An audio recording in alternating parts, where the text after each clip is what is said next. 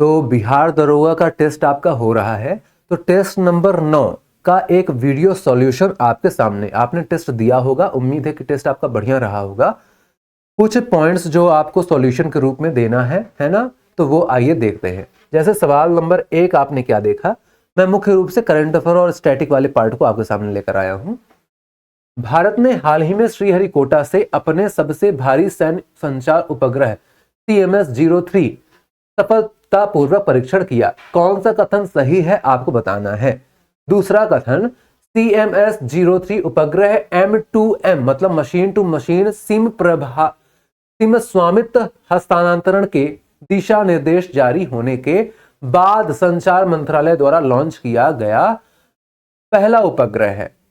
भारतीय सेना DRDO BEL, DRDO मतलब defence research development organisation, BEL Bharat electronics limited द्वारा विकसित स्वदेशी सॉफ्टवेयर डिफाइंड रेडियो SDR की एक खरीद के लिए समझौता किया गया है।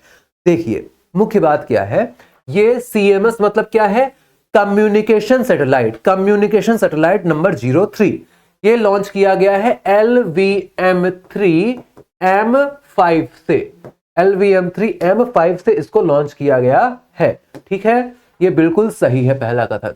दूसरा कथन, CMS-03 को उपग्रह M2M सिम स्वामित्व हस्तांतरण के बाद किया गया है, दिशा निर्देश के बाद, ऐसा कोई संबंध यहां पर आपको देखने के लिए नहीं मिलता है। दूसरा, ये तीसरा वाला भी बिल्कुल सही है, DRDO और BEL भारतीय सेना के साथ अलग अलग चीजों को विकसित करने के लिए समझौता करी हैं, ये बात भी बिल्कुल सही है। तो आंसर क्या हो जाएगा, ऑप्शन नंबर 1 और 2, 1 और 3 जिसमें सही है, ऑप्शन नंबर बी बिल्कुल सही है ना। ये वाले सवाल थोड़े खतरनाक टाइप के होते हैं, जिसमें कौन सा कथन गलत है आपको पहचानना है ना। सारे ही कथनों के बारे में आपको विस्तार से जानकारी होनी चाहिए, प्लस है नहीं, है या नहीं, ये शब्दों पर भी आपको गौर करना है। चलो आ जाओ अगले सवाल पर बढ़ते हैं। ये कुछ जानकारी लिखी हुई है, आप क्रॉस चेक कर लीजिएगा। IMD मतलब क्या होता है, international institute of management development, विश्व प्रतिभा रैंकिंग 2025 में किस देश ने शीर्ष स्थान प्राप्त किया है। बड़ा ही आसान है, सिंगापुर ने शीर्ष स्थान प्राप्त किया है। दिव्यांग पुनर्वास केंद्र प्रत्येक मंडल मुख्यालय में स्थापित करने की घोषणा किस राज्य सरकार ने की है। देखो, दिव्यांग पुनर्वास केंद्र आपको अलग अलग राज्यों में मिल जाएगा, बिल्कुल ठीक बात है, लेकिन यहां पर बात बोली गई प्रत्येक मंडल पर स्थापित किया जाएगा। 18 मंडल हैं उत्तर प्रदेश में और हर एक मंडल पर स्थापित किया जाएगा, ऐसा बोला गया है यहां के मुख्यमंत्री योगी आदित्यनाथ जी के द्वारा। ऑप्शन ए बिल्कुल सही आंसर हो जाएगा। राष्ट्रीय कृषि सम्मेलन रबी अभियान 2025 की अध्यक्षता कौन करेगा। देखो, कृषि अभियान है, कृषि मंत्री कौन है, शिवराज सिंह चौहान। आपको नहीं भी याद है फिर भी आप आंसर लगा दोगे। नोबेल पुरस्कार के संबंध में सही कथन आपको सही है ना, सही नहीं है, कौन सा पहचानना है। देख लो, सवाल पूरा पढ़ना, सही या सही नहीं, है ना, राइट। चलो, फिजियो मतलब मेडिसिन के क्षेत्र में, फिजियोलॉजी के क्षेत्र में क्या इनको मिला है, मैरी, सिमोन साकागुची और फ्रेंड राम्सडेल, बिल्कुल सही। मेरी फ्रेंड साकागुची गई डॉक्टर के।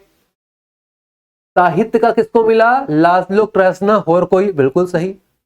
केमिस्ट्री तो केमिस्ट्री में हमने क्या पढ़ा था, केमिस्ट्री में हमने पढ़ा था मेरा वो उम्र भर किताब पढ़ेगा सन, उम्र भर किताब पढ़ेगा सन, केमिस्ट्री की। शांति का नोबेल पुरस्कार किसको दिया गया है, Maria Corina Machado. Maria Corina Machado, ये कहां की है, ये है Venezuela. Joel Mokyr, Philippe Aghion और पीटर हर्ट्ज। तो जो फिल हाउ ये आप देखते हो, जो फिल हाउ, इनको दिया गया है काहे का, इनको दिया गया है इकोनॉमिक्स, आर्थिक विज्ञान। इकोनॉमिक्स मतलब आर्थिक विज्ञान। ठीक है, तो कौन सा गलत हो गया, ऑप्शन नंबर डी गलत हो गया। ठीक है, नेक्स्ट लिखा भी हुआ है। यूएन वुमेन की कार्यकारी निदेशक के रूप में दूसरे कार्यकाल के लिए किसे नियुक्त किया गया है? रेखा गुप्ता जी कौन है? Rekha Gupta ji CM of Delhi. Delhi CM है रेखा गुप्ता जी। सुशीला कार्की जी कौन है? नेपाल की प्राइम मिनिस्टर बनी थी। नेपाल की अंतरिम प्राइम मिनिस्टर के रूप में इनको नियुक्त किया गया था। और सोमा बेहोश, बेहोश है, बेहोश नाम खतरनाक है ना। हमारे यहां किसी को बोल दो बेहोश हो तुम, भैया लड़ाई हो जाए, है ना। भारत का पहला multi lane free flow tolling system किस राज्य में लागू किया गया? ये बहुत इंपॉर्टेंट। फ्री फ्लो इसका मतलब क्या है? आप टोल प्लाजा में रुकते हो तब आपका टोल कटता है, पैसा कटता है ना। उसमें क्या होता है? आपके रुकने से पेट्रोल जलता है, फालतू में एमिशन वहां होता है। क्या जरूरत है? पेट्रोल तब बच सकता है। तो आप अपनी गति में निकलते रहिए, कोई दिक्कत नहीं है, आपका पैसा काट लेगा, है ना। पैसा काटने के लिए अच्छी टेक्नोलॉजी बनाई गई है कुल मिलाकर के। कहां पर बनाई गई है? आप बोलेंगे साहब ये गुजरात में बनाई गई है। कहां पर बनाई गई है? आप बोलेंगे गुजरात पर बनाई गई है। नेक्स्ट, किस कंपनी ने गूगल क्रोम को टक्कर देने के लिए किस कंपनी ने गूगल क्रोम को टक्कर देने के उद्देश्य से अपना नया वेब ब्राउजर एटलस लॉन्च किया है? क्या आंसर हो जाएगा? एटलस ओपन एआई का वेब ब्राउजर हो जाता है। एटलस ओपन एआई का वेब ब्राउजर हो जाता है। गूगल का तो क्रोम ही है, आप सभी लोग यूज करते हैं। माइक्रोसॉफ्ट का कौन सा है? कौन बताएगा? माइक्रोसॉफ्ट का क्या है? कौन बताएगा? चलिए आ जाइए अगले सवाल पर। निम्नलिखित में से कथनों पर विचार कीजिए। यहां पर आपको बताना है भारत 2025 SAFF मतलब क्या है? SAFF मतलब है south Asian football federation under 17 महिला चैंपियनशिप का विजेता बन गया है। क्या यह सही है? दूसरा, 73वीं विश्व पैरा एथलेटिक्स चैंपियनशिप 2025 और बैडमिंटन विश्व चैंपियनशिप 2026 दोनों मेजबानी दिल्ली करेगा। ये वाला तो हो चुका है ऑलरेडी, ये वाला भी बाकी है ना। 2026 तो अभी आया नहीं है। तो नीरज चोपड़ा जी ने डायमंड लीग में फाइनल में प्रथम स्थान प्राप्त किया। कौन सा सही है? तो आप बोलेंगे तीनों ही सही है, तीनों ही सही है। और मैंने ये देखा कि आंसर की में शायद इसमें ये गलती हो गई है टीम से, है ना। तो कोई नहीं, बुरा नहीं मानिएगा, तीनों ही सही है ना। तीनों ही सही है, ए बी एंड सी तीनों ही सही है। ठीक है, चलो क्या आपको तीनों लिखा मिल जाएगा? तीनों ही सही है। एक बार आप पढ़ लीजिएगा इनको, ठीक है, नोट कर लीजिए। चलिए आगे बढ़ते हैं। पापुआ न्यू गिनी के 50वें स्वतंत्रता दिवस समारोह में भारतीय नौसेना का कौन सा जहाज शामिल हुआ है? आंसर क्या हो जाएगा? भारतीय नौसेना का कदमत कदमत आईएनएस कदमत शामिल हुआ है। आईएनएस कदमत शामिल हुआ है। आईएनएस कदमत शामिल हुआ है। ठीक है, चलो अगला सवाल पढ़िए, एक बार उत्तर बताइए। चलिए उम्मीद है कि आपने सवाल पढ़ लिया होगा। क्या लिखा हुआ है? भारत ने सामाजिक सुरक्षा में उत्कृष्ट उपलब्धि के लिए ISSA पुरस्कार 2025 जीता है। दूसरा, श्रम एवं रोजगार मंत्रालय ने सामाजिक सुरक्षा कवरेज के विस्तार के लिए कर्मचारी नामांकन अभियान शुरू किया है। तीसरा, राष्ट्रीय परिवार स्वास्थ्य सर्वेक्षण के अनुसार सितंबर 2025 में भारत में युवा बेरोजगारी दर 15% है। ये तो ठीक है मान लीजिए, लेकिन ये बताइए ये राष्ट्रीय परिवार स्वास्थ्य सर्वेक्षण कब से युवा बेरोजगारी का गणना करने लगा भाई? है ना, ये वाला गलत हो जाएगा। ठीक है, बाकी ये दोनों सही है। ठीक है, तो आपने बोला 1 और 2, केवल 1 और 2, केवल 1 और 2।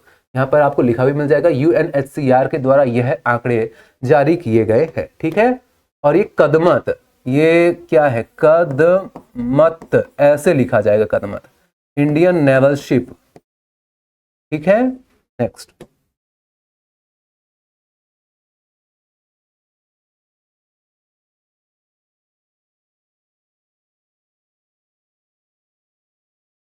बीमा क्षेत्र में भारत की पहली डिजिटल सार्वजनिक अवसंरचना कौन सी है? जिसे IRDAI चेयरमैन ने लॉन्च किया है। IRDAI मतलब क्या होता है? IRDAI मतलब insurance regulatory development authority of India. Insurance मतलब बीमा के लिए, बीमा वाली कंपनी है जो कि हैदराबाद में है, हैदराबाद में है। बीमा की नियामक संस्था है, बीमा की नियामक संस्था है, हैदराबाद में है, 1999। ठीक है, नाम क्या है? बीमा सुगम वेबसाइट, बीमा सुगम वेबसाइट। हॉर्नबिल महोत्सव, हॉर्नबिल देखते ही, है ना, अगर कुछ नहीं पूछा गया है कि फोकस राज्य वगैरह, पार्टनर राज्य वगैरह नहीं पूछा गया है, तो हॉर्नबिल देखते ही नागालैंड मार देना है। ठीक है, हॉर्नबिल किस राज्य से संबंधित है? हॉर्नबिल नागालैंड से संबंधित है। नेक्स्ट, कोल इंडिया और किस आईआईटी ने सतत ऊर्जा केंद्र की स्थापना के लिए समझौता ज्ञापन पर हस्ताक्षर किया है? आईआईटी मद्रास ने किया है, आईआईटी मद्रास ने किया है कोल इंडिया के साथ में। ठीक है, ये लिखा भी हुआ है, पढ़ लीजिएगा। किस भारतीय खिलाड़ी को time kid of the year, kid of the year के खिताब से नवाजा गया है? तो आप बोलेंगे ये एक बड़ी शानदार भारतीय महिला है जिसने सीनियर सिटीजन्स के लिए एक बड़ा ही विशेष एप्लीकेशन बना दिया। तेजस्वी मनोज इनका नाम है, तेजस्वी मनोज इनका नाम है। ये देखिए, ये है तेजस्वी मनोज, ये है तेजस्वी मनोज। ठीक है, ये है तेजस्वी मनोज। निम्नलिखित में से किस देश की आधिकारिक मुद्रा दिनार है? दिनार किस देश की आधिकारिक मुद्रा? दिनार है ना। टर्की की क्या है? टर्की की लीरा है, टर्किश लीरा लिखा भी हुआ होगा, टर्किश लीरा है ना, ये लिखा है, टर्किश लीरा है। सऊदी अरब की रियाल है, रियाल है। मिस्र की पाउंड है और जॉर्डन की हो जाती है दिनार। तो आंसर क्या हो जाएगा? जॉर्डन की हो जाती है दिनार। नेक्स्ट, स्वतंत्र भारत के इतिहास में ओलंपिक खेलों में एक ही संस्करण में 2 पदक जीतने वाली पहली भारतीय महिला एथलीट कौन है? पहली भारतीय महिला एथलीट, एक ही संस्करण में 2 पदक। 2 पदक की बात नहीं की गई है, 2 पदक तो पीवी सिंधु भी जीत चुकी हैं, एक सिल्वर एक ब्रॉन्ज, है ना। एक ही संस्करण में 2 पदक जीतने वाली पहली भारतीय महिला बनी है मनु भाकर। 2024 पेरिस ओलंपिक में इन्होंने 10 मीटर एयर पिस्टल में जीते 2 पदक। ठीक है, देखिए सवाल, एक तरफ सैन्य अभ्यास है, दूसरी तरफ देश का नाम है। सूर्य किरण, इंद्र, वरुण, धर्म गार्जियन। धर्म गार्जियन होता है जापान के साथ, इंद्र होता है रशिया के साथ, इंद्र होता है रशिया के साथ, सूर्य किरण होता है नेपाल के साथ, वरुण, वरुण, गरुण, शक्ति होता है फ्रांस के साथ, है ना। तो आंसर क्या हो जाएगा? ए को मिला दिया 3 के साथ, ए को मिला दिया 3 के साथ, ए को मिला दिया 3 के साथ, मतलब ये दोनों तो गलत हो गए। और बी को मिला दिया 1 के साथ, बी को मिला दिया 1 के साथ, मतलब आंसर बी, ऑप्शन ए बिल्कुल सही। ठीक है, नेक्स्ट, सही जोड़ी पहचानना है। यहां पर एक तरफ किताब का नाम है, दूसरी तरफ लेखक का नाम है। देखो, मैं जब भी बुक्स वाला चैप्टर पढ़ाता हूं तो 2 किताबें आपको जरूर बताता हूं। एक एक्सीडेंटल प्राइम मिनिस्टर संजय बारू जी के ऊपर, एक्सीडेंटल प्राइम मिनिस्टर संजय बारू जी के ऊपर, एक्सीडेंटल प्राइम मिनिस्टर संजय बारू जी ने लिखी है मनमोहन सिंह जी के ऊपर। Paradoxical prime minister Shashi Tharoor ji ने लिखी है ना, ये बात आप याद रखिएगा। तो ये वाली बिल्कुल सही है। इसके अलावा बाकी आप यहां पर से पढ़ लीजिएगा, है ना, बाकियों के बारे में आप यहां पर से पढ़ लीजिएगा। हम लोग बढ़ते हैं आगे। इजराइल की संसद का नाम क्या है? इजराइल की संसद, जैसे भारत की संसद हिंदी में आप संसद बोलेंगे, अंग्रेजी में पार्लियामेंट। ये ड्यूमा कहां की है? ड्यूमा रूस की है, ड्यूमा रशिया, ड्यूमा रशिया जिसको आप रूस कहते हैं। नेशनल असेंबली कहां की है? नेशनल असेंबली हो जाएगी पाकिस्तान, फ्रांस, है ना, पाकिस्तान लिख लीजिए। फ्रांस में भी यही है और भी कई सारे देशों में यही नाम है, बड़ा सामान्य नाम है।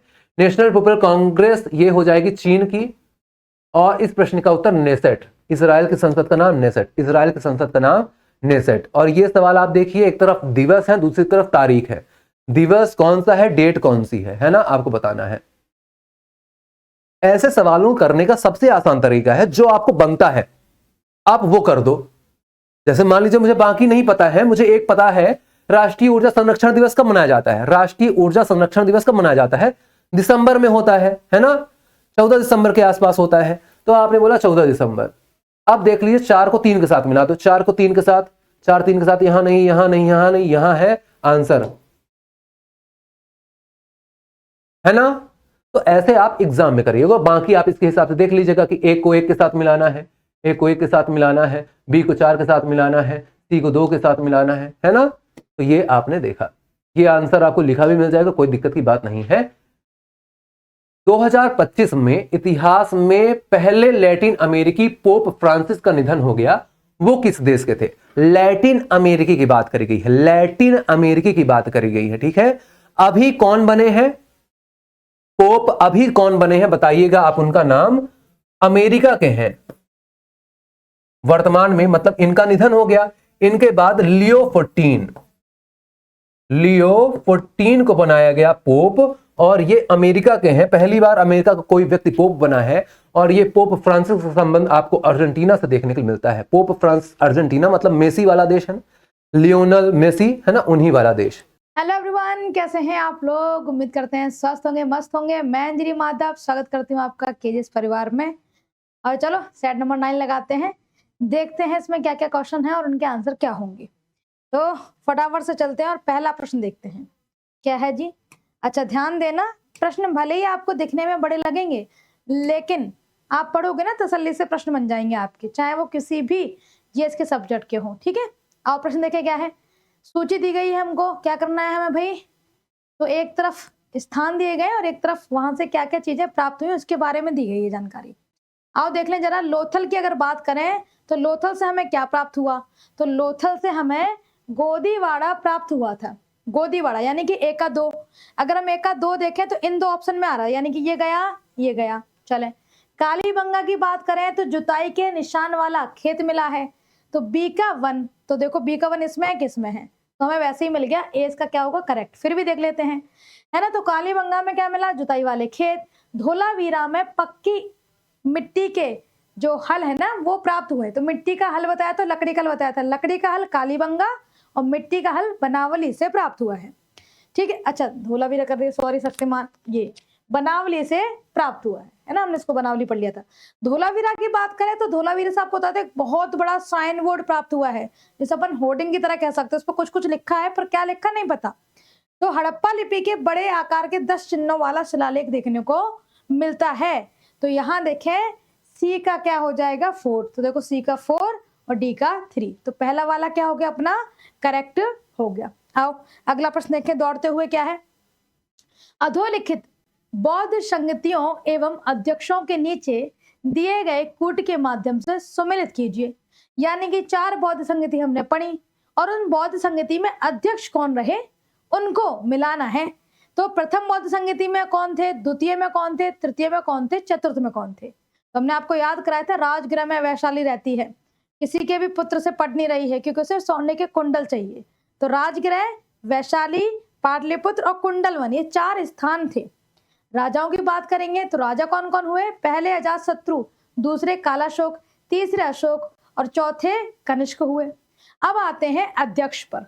तो पहली तो हमने कहा ना महान लोग में सब, महान काम में सब शामिल होना चाहते, तो महाकश्यप, पहले में महाकश्यप, तो पहले में महाकश्यप हुए, पहले में महाकश्यप हुए, ये रहे महाकश्यप। दूसरे में सभी लोग करना चाहते हैं यानी सभाकामी, तो द्वितीय संगति में कौन आए? सभाकामी आए। तो देख लें ए का दूसरा, तो ए का दूसरा ये रहा, ठीक है। और दूसरे का यानी बी का तीसरा, यहाँ पे ये आनी चाहिए थी, चीजें छूटी हुई हैं, ए बी सी डी लिखा होना चाहिए था। चलो हमने लिख दिया, कोई दिक्कत नहीं। तो यहाँ देखें ए का दूसरा है, दूसरे का या अच्छा यहाँ पे तीसरा दिया हुआ है, ये होगा नहीं, चले तो ए का दूसरा है, दूसरे का चौथा है, ये दिया हुआ है। अब बात करते हैं सी का, तो तृतीय संगति में कौन हुआ? मोगलीपुत्र हुए। तो तीसरे का क्या होना चाहिए? तीसरे का यानी कि सी का तीसरा होना चाहिए, तो सी का तीसरा। चतुर्थ में वसुमित्र हुए, तो चतुर्थ का ए होना चाहिए यानी कि डी का ए होना चाहिए, तो चतुर्थ के वसुमित्र। और अगर उपाध्यक्ष की बात करेंगे तो अश्वघोष रहेंगे, जिन्हें पकड़ करके ले गया था कनिष्क। तो यहाँ देखें पहले का दूसरा, फिर चौथा, फिर तीसरा, फिर पहला, तो ये वाला अपना क्या हो गया करेक्ट हो गया। आए अगला प्रश्न देखें क्या है। गांधी जी के सत्याग्रह संदर्भ में सही विकल्प, अच्छा इनके संदर्भ में हमें सही विकल्प चुनना है। तो देखे जरा सत्याग्रह देखें, चंपारण सत्याग्रह पूरी तरह कृषि समस्या से जुड़ा था। खेड़ा सत्याग्रह में गांधी जी के अलावा वल्लभ भाई पटेल की भी प्रमुख भूमिका थी। अहमदाबाद मिल हड़ताल में गांधी जी ने पहली बार अनशन का हथियार अपनाया था। तो देखो चंपारण, तो 1917 में चंपारण अभियान हुआ जो नील के खेती को लेकर के था, जो नील के बागान हुआ करते थे, 3 कट्ठा प्रणाली जिसे बोलते हैं, क्योंकि 20 कट्ठा में से 3 कट्ठा हमें क्या करनी पड़ती थी किसानों को, नील की खेती। तो इसके लिए चंपारण हुआ था और राजकुमार शुक्ल बुला करके ले गए थे गांधी जी को। तो ये वाली बात तो सही है। खेड़ा आंदोलन, तो 1918 में खेड़ा आंदोलन हुआ, मिल मजदूर आंदोलन भी 1918 में और खेड़ा आंदोलन भी 1918 में। और जो खेड़ा आंदोलन है इसमें याग्निक जी और सरदार वल्लभ भाई पटेल मेन रूप से थे गांधी जी के साथ में, क्योंकि गांधी जी को गांव का दौरा कराने तो वही ले गए थे। अकाल पड़ने की वजह से जो खेड़ा के किसान है वो कह रहे थे कि टैक्स हमारा कम करा दो, तो 1919 का जो टैक्स था, तो 1919 का टैक्स माफ कर दिया था अंग्रेजों ने। तो ये खेड़ा आंदोलन भी सही है। मिल मजदूर आंदोलन में गांधी जी ने 21 दिन की भूख हड़ताल करी थी पहली बार, और अनुसुईया साराभाई के कहने पर गांधी जी गए थे मिल मजदूर आंदोलन में। यहाँ क्या था, तो मिल मजदूर आंदोलन में लोग कह रहे थे 50% सैलरी बढ़ाई जाए, अंग्रेज कह रहे थे 20% बढ़ाएंगे, लेकिन गांधी जी के प्रयासों से 35% सैलरी मजदूरों की बढ़ाई गई, यानी ये भी सफल रहा। तीनों ही बात सही है, तो 1, 2, 3 ये सभी इसका क्या हो जाएगा, करेक्ट आंसर हो जाएगा। आओ अगला प्रश्न देखिए बच्चा। कांग्रेस सोशलिस्ट पार्टी CSP के पहले अध्यक्ष थे जयप्रकाश नारायण, आचार्य नरेंद्र देव, मनोहर लोहिया, सुभाष चंद्र बोस। तो CSP की बात करें, कांग्रेस सोशलिस्ट पार्टी 1934 में इसको बनाया गया था। आनंद जी और जयप्रकाश नारायण जी इसके संस्थापक में शामिल थे। तो हमारे पास ऑप्शन में जयप्रकाश नारायण है, तो हमारा ये हो जाएगा करेक्ट। ठीक है, चले जी भाई, आओ आगे देखें अगला प्रश्न क्या है। कौन सा उपनिषद सुभाष चंद्र बोस की प्रेरणा का मुख्य स्रोत माना जाता है। सुभाष चंद्र बोस की प्रेरणा का मुख्य स्रोत माना जाता है, यानी कि सुभाष चंद्र बोस जी हैं, इनमें से किस उपनिषद को फॉलो किया करते थे। ईश को, कठ को, कैन को, मुंडक को। तो कठ उपनिषद जो है उसको पढ़ा करते थे सुभाष चंद्र बोस जी। तो यहाँ पे क्या हो जाएगा, कठ वाला करेक्ट होगा। आओ आगे चलें, अगला क्या प्रश्न है। गांधी इरविन समझौते में निम्न में से क्या सम्मिलित नहीं था। गांधी इरविन समझौते में से इनमें से कौन सी बात सम्मिलित नहीं थी। राजनीतिक कैदियों की रिहाई मांगी थी गांधी जी ने इसमें, दांडी मार्च में भाग लेने वालों पर क्षमा मांगी थी, यानी कि उन पर कोई अत्याचार ना हो, पूर्ण स्वराज की मांग करी थी यहाँ पर, या गोलमेज सम्मेलन में भाग लेने की बात कही थी। तो हमें बताना है कौन सी बात सम्मिलित नहीं थी। तो दांडी मार्च जो है यह नमक कानून तोड़ने के लिए शुरू हुआ था। 12 मार्च 1930 में शुरू हुआ, 6 अप्रैल 1930 में खत्म हुआ। इसीलिए कहते हैं कि 6 अप्रैल को गांधी जी ने नमक कानून तोड़ा। अब ये साबरमती से लेकर के दांडी तक की यात्रा थी। साबरमती से दांडी तक लगभग 240 मील की दूरी इन्होंने तय करी। शुरुआत में यहाँ पर 78 लोग शामिल हुए, फिर बाद में संख्या बढ़ती गई, और यही दांडी यात्रा सविनय अवज्ञा आंदोलन में बदलेगी। दांडी यात्रा में यही सविनय अवज्ञा आंदोलन बदलेगी। तो जब ये यात्रा शुरू हुई तो कमला चट्टोपाध्याय, सरोजनी नायडू, इन लोगों ने गांधी जी से कहा कि महिलाओं को भी शामिल करो इसमें भाई साहब। तो गांधी जी ने कहा ठीक है, आप कांग्रेस को लिखित में दीजिए, फिर अगर वो हाँ करते हैं तो हम महिलाओं को शामिल करेंगे। तो ये भी प्रश्न बन जाता है कि सविनय अवज्ञा आंदोलन में किसके कहने पर महिलाओं को शामिल किया गया।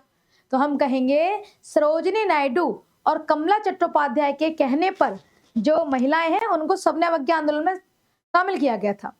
सविनय अवज्ञा आंदोलन ये दांडी के बाद ही सविनय अवज्ञा में कन्वर्ट हुआ था। सविनय अवज्ञा आंदोलन के बाद में 1931 5 मार्च 1931 में गांधी और इरविन के बीच समझौता हुआ, क्योंकि वायसराय जो है वह इरविन चल रहे थे वहां।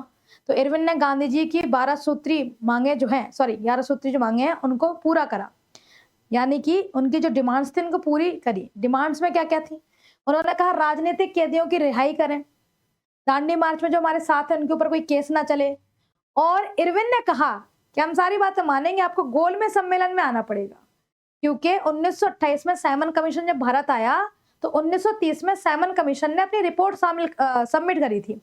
तो उसी रिपोर्ट के ऊपर संविधान के बनाने के ऊपर चर्चा होनी थी, इसलिए 1930, 31 और 32 में 3 गोलमेज सम्मेलन हुई थी। ठीक है, तो रैमजी मैकडॉवेल प्रधानमंत्री चल रहे थे, उनके अंडर में मीटिंग चल रही है। तो गोलमेज सम्मेलन हुआ, उसमें गांधी जी को बुलाया जा रहा है। तो 1931 में गांधी जी को जाना पड़ेगा ब्रिटेन, ऐसी बात कही इरविन ने। तो ये वाली बात भी सही है। पूर्ण स्वराज की मान्यता, तो पूर्ण स्वराज की ना तो मान्यता मांगी गई ना पूर्ण स्वराज की मान्यता दी गई। पूर्ण स्वराज तो मांगा जाएगा 1929 में किसके द्वारा, जवाहरलाल नेहरू के द्वारा, तो उसकी कोई मान्यता नहीं थी इस वाली बात में। तो हम कहेंगे पूर्ण स्वराज की मान्यता नहीं थी, जो गांधी इरविन समझौता चल रहा था। अब गांधी इरविन समझौता हुआ, इसके बाद गांधी जी द्वितीय गोलमेज सम्मेलन में भी गए कांग्रेस की तरफ से, लेकिन वहां जाके इनकी बात बनी नहीं। दूसरा, वहां जाके चर्चिल से लड़ाई और हो गई, क्योंकि चर्चिल ने इन्हें बोल दिया था अर्धनग्न फकीर। ये वापस आ गए, इन्होंने कहा हमको कोई मतलब नहीं है ये क्या हो रहा है गोलमेज सम्मेलन में, क्योंकि हमें तो वो बकवास लगा। तो 1932 में गांधी जी ने फिर से सविनय अवज्ञा आंदोलन चालू कर दिया, बिना कुछ कहे सुने सविनय अवज्ञा आंदोलन चालू करा। तो गांधी इरविन समझौता टूट गया। गांधी इरविन समझौता टूटा है, इसका मतलब गांधी जी को जेल होगी। तो इसीलिए 1932 में गांधी जी को यरवदा जेल में रखा गया था, यरवदा जेल। और 1932 में ही रैमजी मैकडॉनल्ड अवार्ड आया था, है ना, सांप्रदायिक, तो दलित वर्ग के लिए अलग से निर्वाचन क्षेत्र रखा जाएगा, ये वाली चर्चा हुई। तो गांधी जी ने फिर यरवदा जेल में ही क्या करी, भूख हड़ताल करी।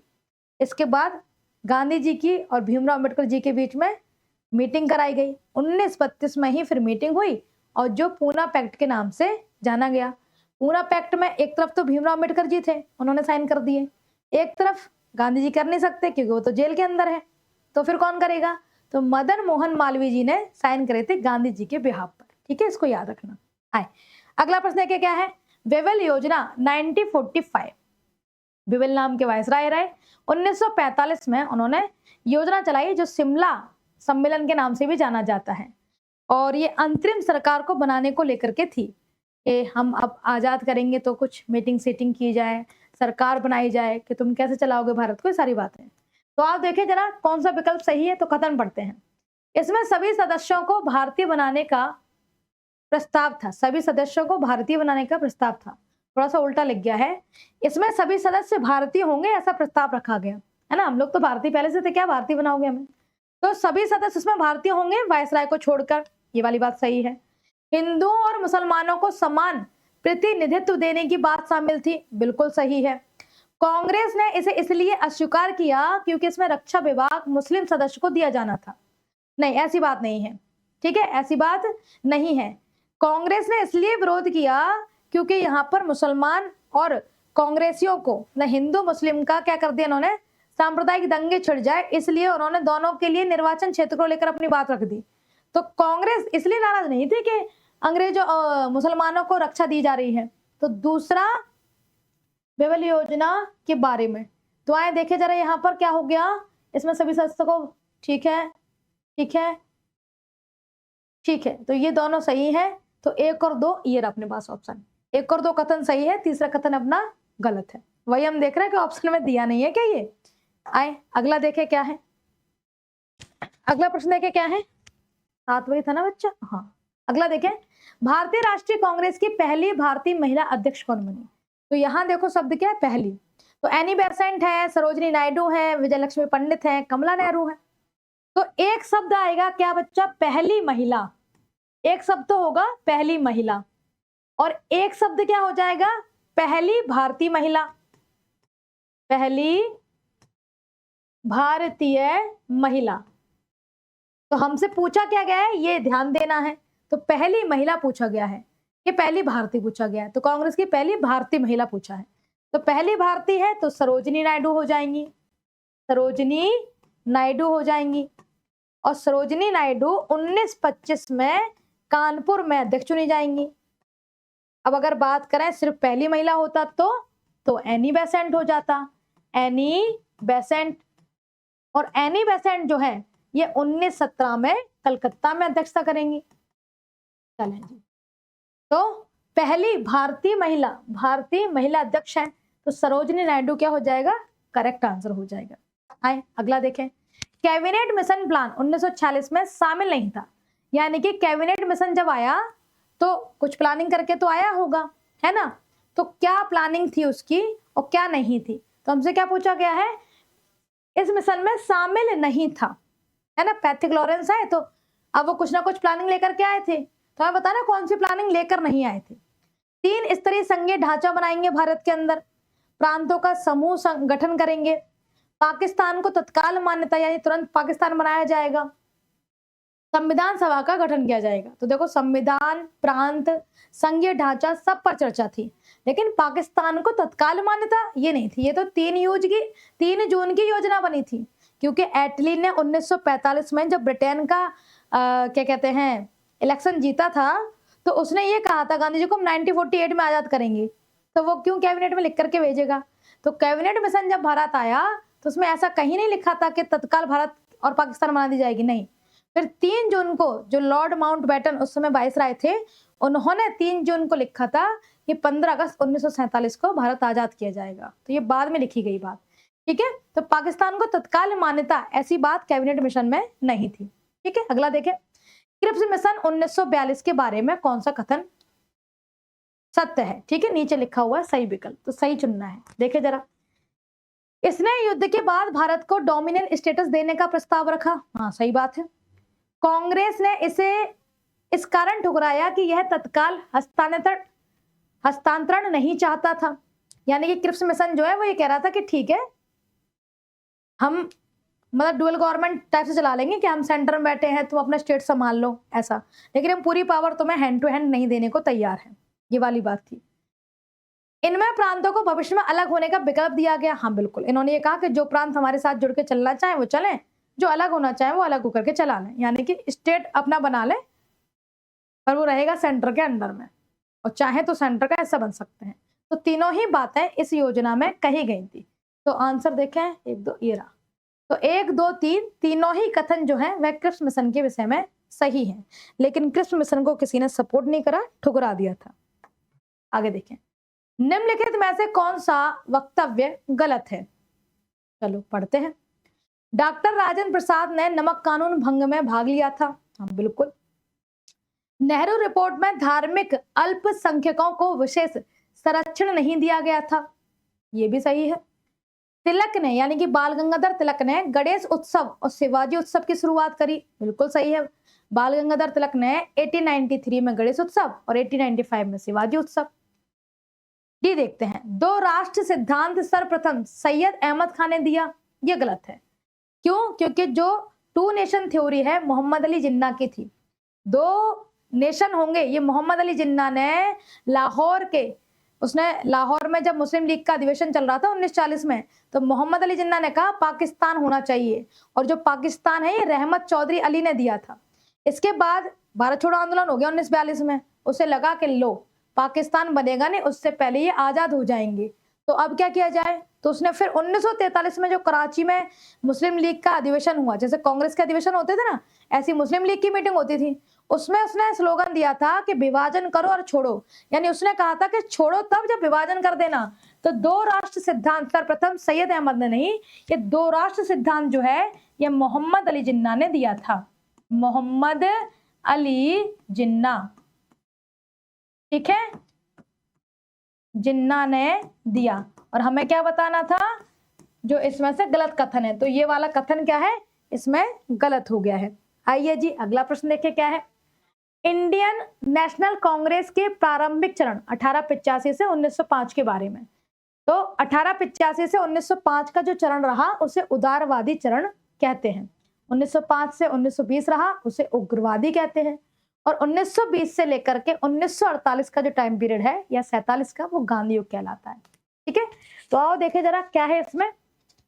कांग्रेस शुरू में सुरक्षा कारणों से किसी भी प्रकार के राजनीतिक प्रदर्शन को प्रोत्साहित नहीं करती थी। सही बात है। लोकमान्य तिलक ने 1887 के मद्रास अधिवेशन में पहली बार स्वराज को लक्ष्य के रूप में प्रस्तावित करा। गलत बात है, क्योंकि 1887 में मद्रास के अधिवेशन में बदरुद्दीन तैयब जी ने अध्यक्षता करी थी, जो पहले मुस्लिम अध्यक्ष हुए, और स्वराज शब्द दादा भाई नौरोजी ने दिया था 1906 में जब अधिवेशन हो रहा था तब। तो ये वाली बात यहाँ पे गलत हो गई। प्रारंभिक कांग्रेस की कार्यप्रणाली में मध्यमार्गियों का वर्चस्व था। यानी कि मध्यमार्गी मतलब ऐसे व्यक्ति, जो गणेश जी कह रहे हैं, जो गांधी जी हैं वो मध्यमार्गी थे, यानी कि ना तुम्हारा ना हमारा, बीच का डिसीजन ले लिया जाए। तो कांग्रेस बिल्कुल ऐसी ही चलती थी। 1905 के बाद गरम दल नरम दल हुआ है कि नहीं भाई, मारना है तो मारना है, और चुपचाप से सिर झुकाना तो सिर झुकाना, बीच का कोई मामला नहीं है। आर्य पार की लड़ाई होगी, 1905 के बाद हुआ।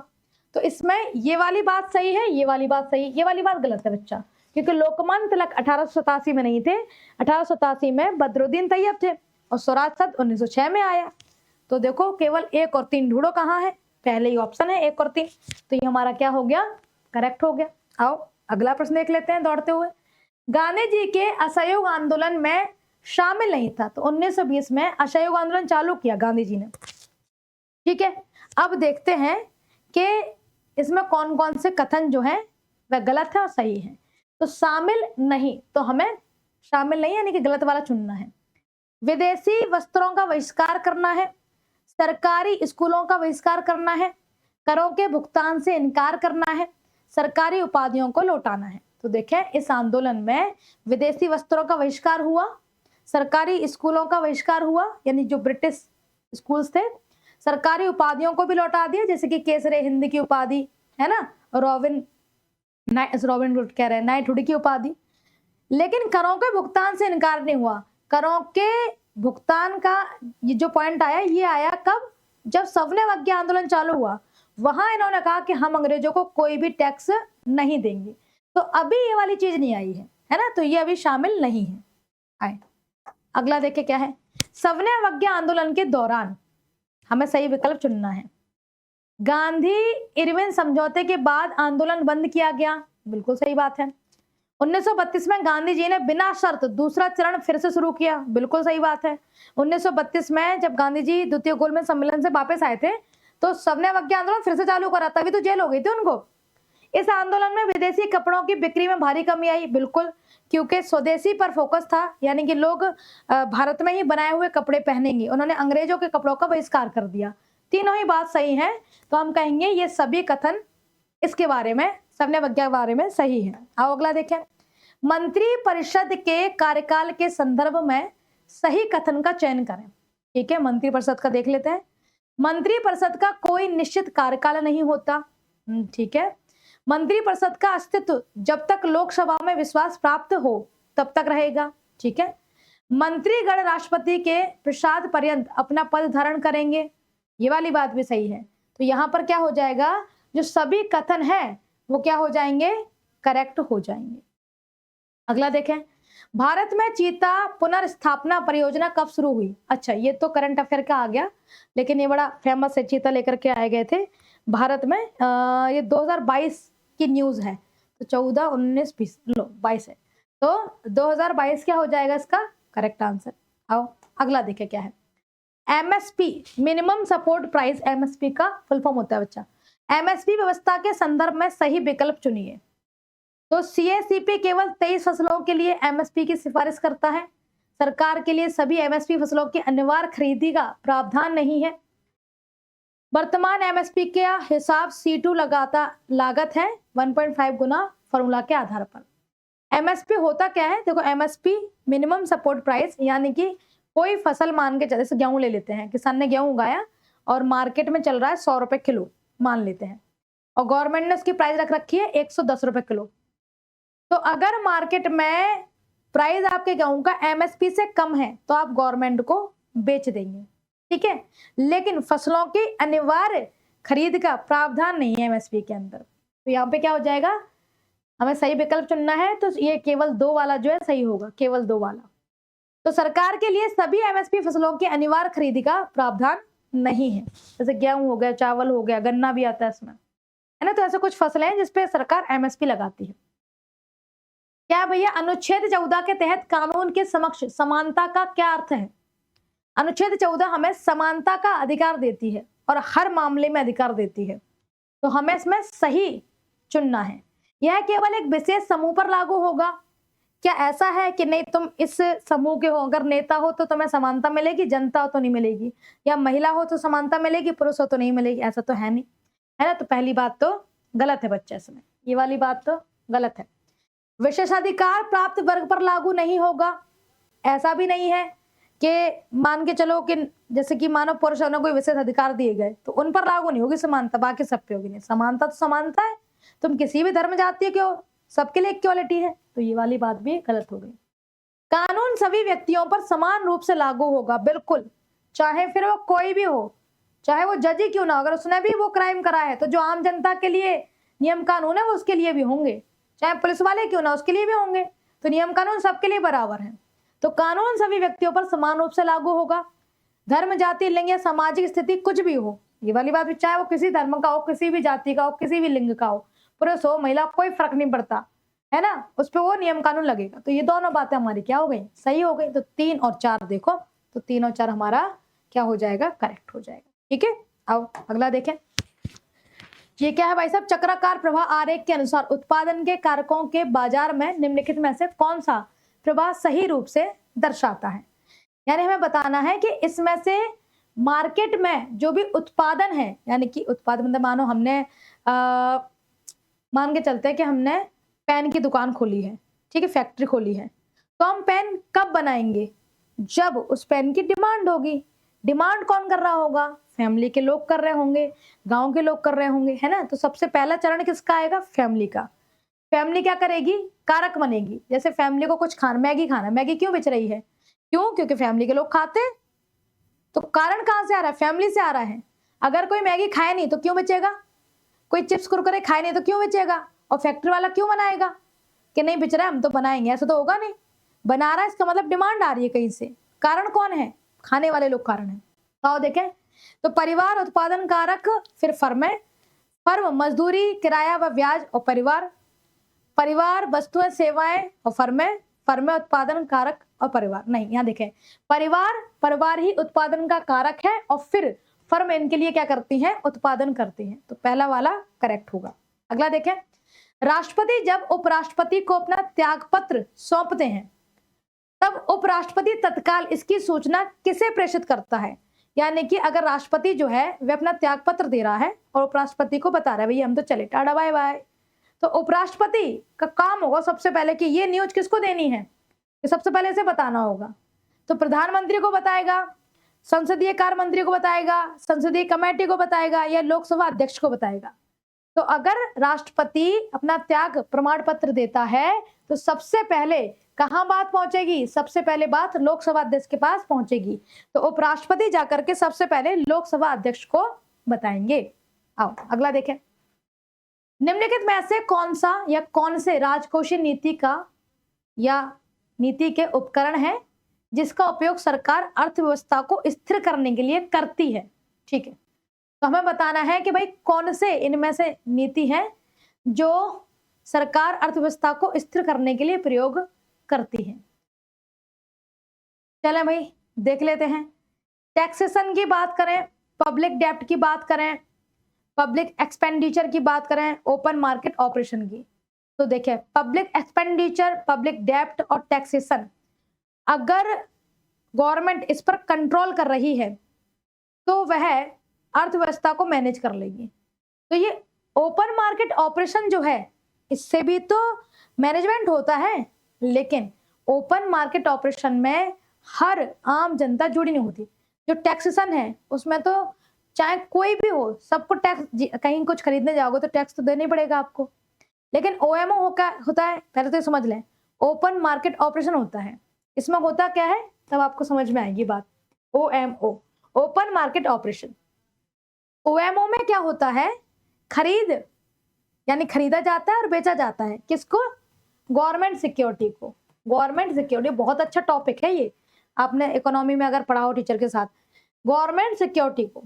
तो होता क्या है कि जब सरकार को ये लगता है कि मतलब मार्केट में बहुत ज्यादा पैसा है तो लिक्विडिटी बहुत ज्यादा आ गई है, यानी कि कैश लोगों पे ज्यादा है, तो उस कैश को कैसे अंदर लेकर के आया जाए। क्योंकि देखो यार कैश है तो मार्केट में जाएंगे, डिमांड करेंगे तो महंगाई बढ़ जाएगी, तो महंगाई कैसे कंट्रोल की जाए। तो सरकार कहती है यार कुछ जुगाड़ लगाओ कि भारत में जितने भी जनता है जिनके पास पैसा ज्यादा है उनका पैसा गवर्नमेंट के पास आ जाए। तो गवर्नमेंट क्या करता है बच्चा, गवर्नमेंट ना इस तरीके से उसने एक पेपर बनाया, ठीक है। तो गवर्नमेंट ने क्या किया, एक ऐसी सिक्योरिटी बनाई और सिक्योरिटी पे लिख दिया 100 रुपए, तो वो उसकी हो गई फेस वैल्यू 100 रुपए।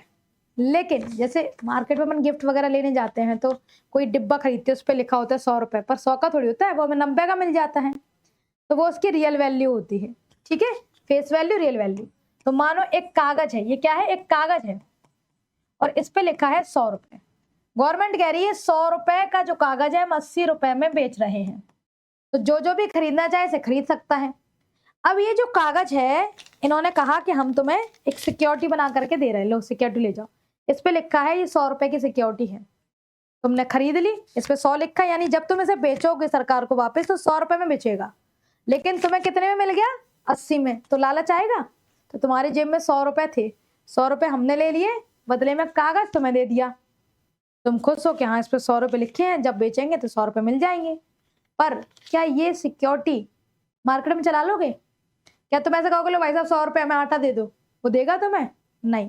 इसका मतलब तुम्हारे पास 100 का नोट तो है पर वो चलेगा नहीं।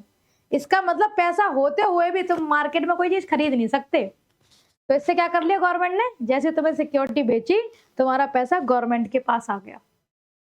अब अगर गवर्नमेंट को लगता है कि यार मार्केट में तो बहुत कमी हो गई पैसे की, लोग कोई सामान ही नहीं खरीद रहे हैं, है ना, तो मंदी जैसा दौर आने लग गया धीरे धीरे, उन्होंने कहा अब क्या करें। तो ये जो सिक्योरिटी थी इन्होंने कहा हम इस सिक्योरिटी को खरीद रहे हैं, जिसके भी पास हो वो हमें बेच जाए। तो अब देखो 80 में खरीदी थी इंसान ने, अब वो इस सिक्योरिटी को गवर्नमेंट को वापस देने आ रहा है, पर इस पे तो 100 रुपए लिखे हैं, तो उस इंसान को कितने रुपए मिलेंगे गवर्नमेंट की तरफ से? 100 रुपए मिलेंगे, यानी कि 80 का नोट 100 बन गया। तो गवर्नमेंट के पास से पैसा किसके पास पहुंचा? जनता के पास पहुंचा।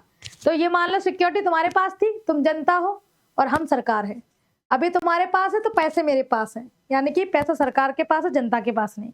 ये सिक्योरिटी हम ले लेंगे, 100 का नोट तुम्हें दे देंगे, यानी कि तुम्हारे पास पैसा है, तुम्हारे पास पैसा है, यानी मार्केट में अब क्या आ जाएगा? लिक्विडिटी आ जाएगी। तो ओएमओ जो है ना वो इसलिए किया जाता है ताकि मार्केट में जो कैश फ्लो हो रहा है ना उसको कंट्रोल किया जा सके। चले बाकी आप कभी हमसे इकोनॉमी की क्लास में टकराना तो इसे और अच्छे से समझाएंगे। तो ये वाला जो पॉइंट है ये बेसिकली उन्हीं के साथ काम करता है जिनके पास पैसे हों।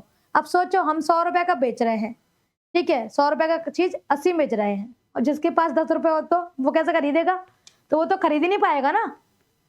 तो जो लोग गरीब हैं उनके ऊपर हम कैसे कंट्रोल करेंगे अर्थव्यवस्था? तो वहां ये ओएमओ काम नहीं करता, ये अमीर लोगों पे काम करता है, ठीक है। तो इसीलिए ये वाला पॉइंट नहीं आएगा। 1 2 4 1 2 4 ढूंढो कहाँ है बच्चे? ये रहा 1 2 4 क्या हो जाएगा? करेक्ट आंसर होगा। चले आए, निम्नलिखित कथनों पर विचार कीजिए। कर लेंगे भाई साहब। मैक्सिको की खाड़ी में सारगेसो सागर है? नहीं, सारगेसो सागर मैक्सिको में कहाँ? मैक्सिको की खाड़ी उत्तर अमेरिका के नीचे देखोगे आप, और सारगेसो अटलांटिक है, पहली गलत है। चलो, वेनेजुएला धारा एक ठंडी महासागरीय धारा है जो अफ्रीका के पश्चिमी तट के साथ बहती है, बिल्कुल सही बात है। क्यूरोशो धारा जापान के तटों को गर्म रखती है और ये गर्म धारा है, बिल्कुल सही बात है। पहली वाली बात गलत है, तो 2 और 3 ढूंढो, केवल 1 और 2, केवल 3, केवल 2 और 3, तो ये हमारे पास है। तो 2 और 3 हमारा क्या हो जाएगा? करेक्ट आंसर हो जाएगा। आओ अगला देख लेते हैं। निम्नलिखित युग्मों पर विचार कीजिए। कर लेंगे जनाब।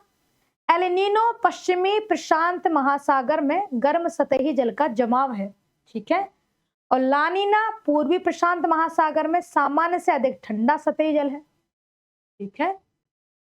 हिंद महासागर द्विध्रुव यानी कि आईओडी, इंडियन ओशन डिपोल क्या कहलाता है? तो हिंद महासागर का जो सतही तापमान है, तो पूर्वी और पश्चिमी हिंद महासागर के तापमान में जो अंतर होता है उसे आईओडी कहते हैं। तो ये वाली बात तो सही है। अब लानीनो और एलनीनो में आप लोग बड़ा कंफ्यूज होते होंगे, तो हम आपको बस 1 मिनट लेंगे, पूरा समझा देंगे। इसका आंसर आपको बता दें, एलनीनो जो है यहाँ गलत दिया गया है। एलनीनो पश्चिमी प्रशांत महासागर में गर्म सतही जल नहीं होता, ये पूर्वी प्रशांत महासागर में गर्म जल होता है। तो हम थोड़ा सा इसको समझा देते, तो पहले आंसर दे देते हैं इसका। यहाँ थोड़ा हम आपको एलनीनो और लानीना समझाने का प्रयास करते हैं, ठीक है। प्रशांत महासागर को आप वर्ल्ड पे देखोगे तो ये आपको एक ऑस्ट्रेलिया वाला क्षेत्र इधर मिल जाएगा, और ऑस्ट्रेलिया के ऊपर अपना भारत है, ठीक है, ऐसे। और यहाँ आपको दक्षिण अफ्रीका वाला क्षेत्र, दक्षिण अमेरिका वाला क्षेत्र मिलेगा। इसके बीच का क्षेत्र प्रशांत महासागर कहलाता है बेटा। प्रशांत महासागर के पूर्वी हिस्से को अगर हम देखें, पहले हम यहाँ पे प्रशांत महासागर बना, तो ये अपना प्रशांत महासागर का क्षेत्र हो गया। अब प्रशांत महासागर का पूर्व देखेंगे तो ये पूर्वी तट, और इसका पश्चिमी देखेंगे तो ये आपका पश्चिमी तट हो गया। अब सबसे पहले बात करते हैं एल नीनो फिनोमेना क्या है, एल नीनो होता क्या है। एल नीनो ऐसे याद कर लो, एल नीनो, ठीक है। एल नीनो की बात करें तो एल नीनो में क्या होता है, जो ये पूर्वी तट है ना, यहाँ पर पानी गर्म हो जाता है। गर्म पानी होगा तो भाप बनकर ऊपर उड़ेगा, ऊपर उड़ेगा तो बारिश भी ज्यादा होगी, ठीक है। तो यहाँ की जो सतह जो है कैसी हो जाती, गर्म हो जाती है, गर्म हो जाती है, ठीक है। तो इसलिए मानसून इधर ज्यादा रहता है। अगर यहाँ मानसून ज्यादा होगा यानी कि इधर का पानी ठंडा है, तो हमारे भारत में अगर ज्यादा एल नीनो आ गया तो सूखे की स्थिति भी बन सकती है। अब बात करते हैं ला नीना, इसको ऐसे याद करना, ला भारत में बारिश, ला। अब भारत में बारिश लाने के लिए क्या होगा, इधर पानी गर्म होना चाहिए, तभी तो भाप बन के ऊपर बादल उड़ेंगे और फिर वो भारत और ऑस्ट्रेलिया के ऊपर बारिश करेंगे। तो जो ला नीना होता है इसमें तो पानी गर्म किधर होगा, पूर्वी दिशा में। और जो ला नीना, तो इसको याद करना, ला भारत में मानसून, ला मानसून के लिए बड़ा जरूरी होता है, ला नीना एल नीनो, ठीक है। तो ला नीना तो पश्चिम में होगा। तो ला नीना में क्या होता है, इधर वाला क्षेत्र क्या होता है, गर्म हो जाता है बच्चा। ये गर्म है तो भाप ऊपर उठती है और हवा के साथ बादल उड़ते हैं जो भारत के ऊपर आ जाते हैं, फिर भारत में बारिश होती है। तो ला नीना आएगा ना तो उस समय भारत का मानसून ज्यादा आएगा। तो ये होता है एल नीनो ला नीना, ठीक है। तो मानसून पर बड़ा इम्पैक्ट डालते हैं, मैंने अभी एक शॉर्ट में समझाने की कोशिश करी है। अब यहाँ देखो उसने क्या कह दिया कि एल नीनो पश्चिमी प्रशांत महासागर में गर्म सतही है। एल नीनो पश्चिमी में नहीं बेटा, पूर्वी में गर्म करेगा, वो एल नीनो होता है।